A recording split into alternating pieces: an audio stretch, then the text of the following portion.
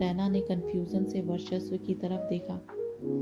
इससे पहले कि वो वर्चस्व से कुछ पूछ पाती, वर्चस्व ने रैना की सीट बेल्ट खोल दी और उसे सीट से उठाकर अपनी गोद में बिठा लिया।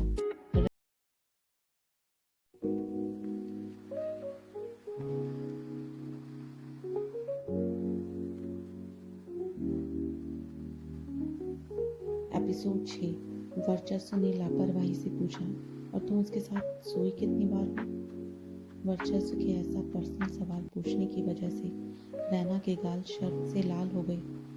सच बात तो ये थी कि उसके और ऋतिक के बीच कभी कोई रिलेशन नहीं बना था।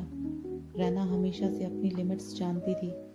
एक पल के लिए तो रैना को समझ नहीं आया कि वो इस बात का जवाब कैसे दे। इसके बजाय उसने वर्चस्व की तरफ देखा और सीधे शब्दों में कहा, मिस्टर खुराना, अगर आप चाहें तो हम साथ में नाइट स्पेंड कर सकते हैं, पर उसके बदले में आपको मेरे पापा को जेल से छुड़ाना होगा। मैं प्रॉमिस करती हूँ कि उसके बाद मैं कभी आपकी और आपकी बहन की लाइफ में किसी भी तरह से इंटरफेयर नहीं करूँगी।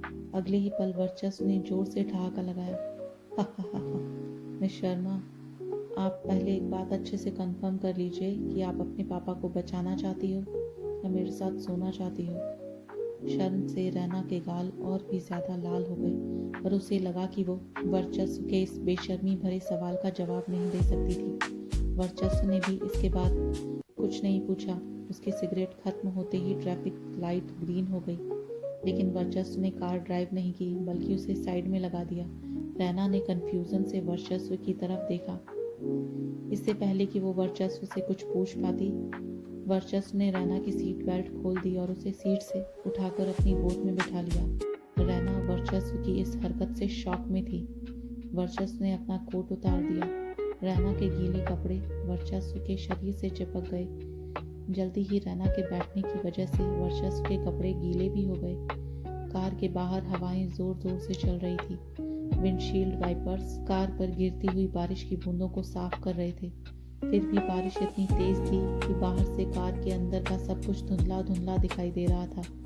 वर्चस्व की इस अचानक हुई हरकत की वजह से रैना पहले ही अपने सेंसेस में नहीं थी, और अगले ही पल रैना ने अपने सर के पीछे उस आदमी का हाथ महसूस किया।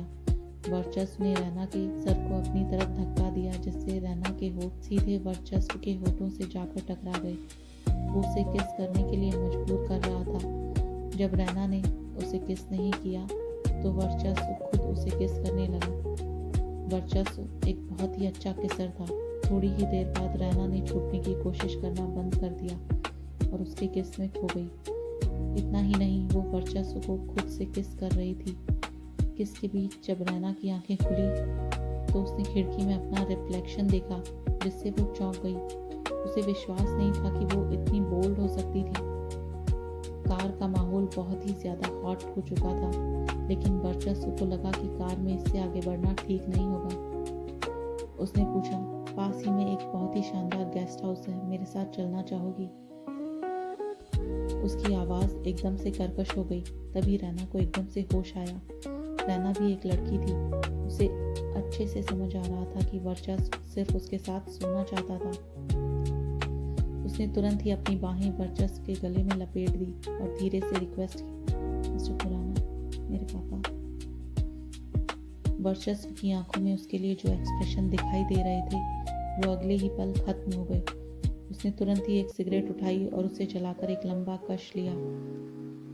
रैना बेचैनी से वर्चस्व के जवाब का इंतजार कर रही थी। उसने कहा, तुम बहुत ही बोरिंग हो। रैना वर्चस्व के इस जवाब से कंफ्यूज थी। उसने फिर भी वर्चस्व को किस कर लिया। इस बार वर्चस्व ने रैना को किस नहीं किया, बल्कि अपनी गहरी काली आंखों से उसे देखता रहा। अचानक से रैना को बहुत ज्यादा शर्मिंदगी महसूस हुई। उसने पहले कभी ऐसा कुछ नहीं किया था, लेकिन उसे ये तो समझ आ रहा था कि वर्चस्व को सेड्यूस करने की उसकी सारी कोशिशें बर्बाद हो चुकी थी। वर्चस्व की सिगरेट खत्म भी नहीं हुई थी कि उसने अपनी सिगरेट बुझाई और रैना से कहा, चलो मैं तुम्हें तुम्हारे घर छोड़ देता हूँ। रैना को साफ समझ में आ गया कि वर्चस्व उसमें इंटरेस्ट खो चुका था। वो खुद बहुत शर्मिंदा महसूस कर रही थी। वो तुरंत अपनी सीट पर वापस आकर बैठ गई। वो लोग इतना आगे बढ़ने के बाद रुक गए थे। इसी वजह से वर्चस्व काफी अनकंफर्टेबल फील कर रहा था। उसकी नजरें बार बार रैना की पतली लंबी टांगों पर जा रही थी। अपनी सीट पर वापस आने के बाद रैना ने वर्चस्व का कोट दोबारा नहीं पहना, बल्कि अपना सर घुमाकर खिड़की के बाहर देखने लगी। वो जानती थी कि भले ही रैना कितनी भी खूबसूरत क्यों ना हो, वो किसी भी तरीके से वर्चस्व को सिड्यूस क्यों ना कर ले, वर्चस्व अपने सिद्धांतों को इतनी आसानी से छोड़ने वाला नहीं था। सीधे शब्दों में कहे तो फैक्ट ये था कि वो इतनी भी खूबसूरत नहीं थी कि वर्चस्व को उसके सिद्धांतों को तोड़ने पर मजबूर कर पाए। हर एक मिनट बीतने के बाद उसकी निराशा और भी ज़्यादा बढ़ती जा रही थी। उसके बाद तो घर पहुंचने तक उन दोनों में से किसी ने एक भी शब्द नहीं कहा। जब वर्चस्व ने रैना को उसके घर के सामने छोड़ा, तब तक बारिश रुक चुकी थी। इस बार वर्चस्व ने कार से उतरकर रैना के लिए दरवाज़ा भी नहीं खोला। इसके बजाय अपना सर हिलाकर रैना को उतर जाने का इशारा किया, लेकिन रैना ने भी हार नहीं मानी। उसने कहा, मिस्टर खुराना, क्या मुझे आपका नंबर मिल सकता है? वर्चस्व ने रैना की तरफ देखा भी नहीं और कहा, सॉरी, लेकिन तुम वो मौका खो चुकी हो। वर्चस्व के जवाब से रैना सच में निराश हो चुकी थी। वो उतर कर जा ही रही थी कि वर्चस्व ने कहा, मिस्टर हयात शाह से जाकर बात करो। अगर वो तुम्हारे पापा का केस लेने के लिए तैयार हैं, तो तुम्हारे पापा की सज़ा कम हो सकती है।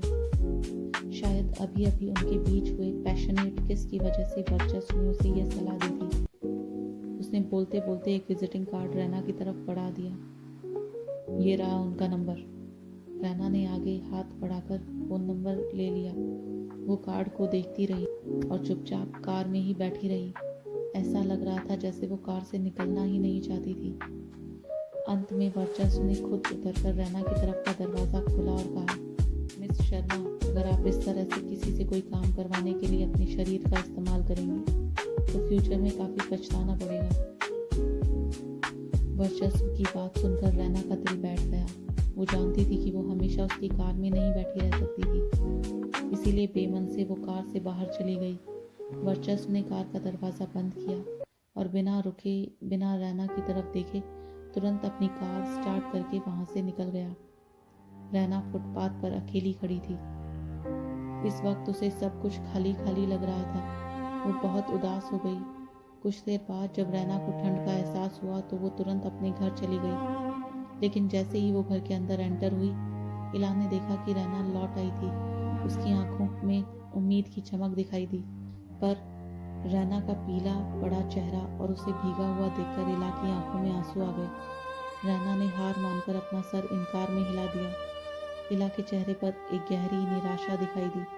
एक बार तो वो इस सब के लिए रैना को ही ब्लेम करना चाहती थी, लेकिन अंत में उसने भी हार मान ली और धीमी आवाज में कहा, तुम्हारे कपड़े भीग गए हैं, जाकर गर्म पानी से नहा लो वरना तुम्हें सर्दी लग जाएगी। रैना ने चुपचाप अपना सर हिला दिया और अपने कमरे में आ गई। कमरे में आने के बाद उसने नहाकर अपने कपड़े बदले और मायूसी से अपने बेड पर आकर लेट गई। बारिश में भीगने की वजह से उसे सर्दी लग गई और बुखार आ गया। आधी रात वेदिका ने रैना को कॉल किया तो जानना चाहती थी कि आज क्या हुआ था। रैना ने बीच बीच में खांसते हुए अजीब सी आवाज में उसे सारी बातें बता दी, जिसे सुनकर वेदिका हैरान हो गई। उसने अविश्वास से पूछा, क्या कहा? तुम दोनों के बीच कुछ नहीं हुआ? तुम लोगों ने किस किया और वो तुम्हें ऐसे ही छोड़कर चला गया? रैना ने धीमी आवाज में कहा, वेदिका ने तुरंत से पूछा, रैना, तुम्हें ऐसा तो नहीं लगता ना उसके साथ कोई प्रॉब्लम है? आई मीन तुम दोनों के इतना आगे बढ़ने के बाद भी उसने कुछ नहीं किया? रैना ने तुरंत ही अपनी बात में फंसा लगाते हुए कहा, नहीं, मुझे तो वो नॉर्मल ही लगा। ये सुनकर वेदिका ने राहत की सांस ली और कहा, ठीक है, अगर वो नॉर्मल और हेल्दी है तो कभी ना कभी तो तुम उसे सेड्यूस कर ही पाओगे। रैना के होठों पर कड़वाहट भरी मुस्कान आ गई।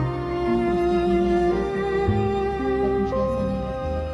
रैना अच्छे से जानती थी कि वर्चस्व इतनी आसानी से उसके सेडक्शन गेम में फंसने वाला नहीं था। वेदिका से कुछ देर और बात करने के बाद रैना ने उसे गुड नाइट कहा और सो गई। अगले दिन जब उसकी आंख खुली तो दोपहर हो चुकी थी। पूरा घर बहुत शांत। इला घर पर नहीं थी, इसीलिए उसने रैना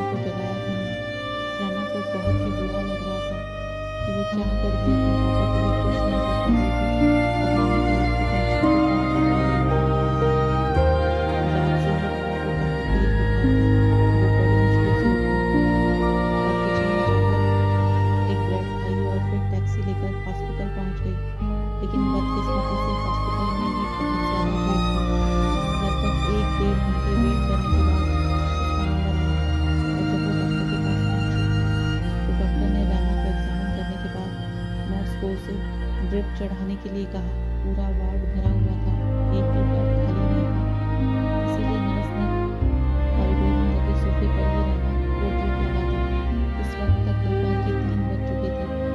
वो इतनी बुरी तरह से थक गई थी कि उसे पता ही नहीं चला कब वो कुर्सी से सिरहाना लगाकर सो गई।